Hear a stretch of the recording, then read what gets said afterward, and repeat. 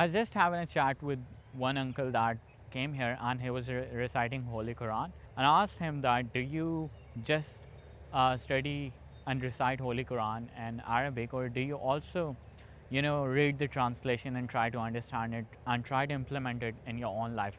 And the answer that uncle gave me was very disappointing. He told me that if he started reading the translation, if he started understanding the book, then what is going to happen is, because that book has been explained by so many different people and everyone has their own perspectives, that you will be confused and you will be divided in sects, right? And he also shared that if you try to understand that book from the life of Prophet, from the quotes, ahadiths that were written, you can't really trust them because they were written 200 years after Prophet passed away, peace be upon him. And this was disappointing also because later I found out that he had done a PhD.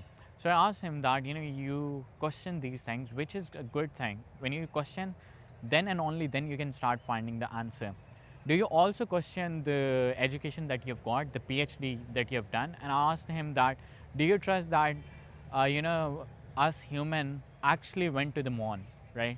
So when I asked these sort of things, that he had no proof of those things and he had accepted that. So my point was that, why do you study and recite something that you believe that that thing is going to actually divide you into sects, right? And that thing is not going to do well for you, right? So it is very, very disappointing that people do not sort of understand and try to implement those things. And that is the very reason that, you have sort of built this superior character of these Western people in your mind, and that is where you are getting all of your education from.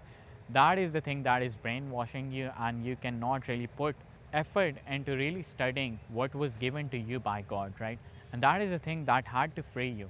So it is interesting that, we call ourselves Muslim, we say that we believe in these things, but when it comes to actions, they don't match our words and they don't match the thing that we say we believe in this thing.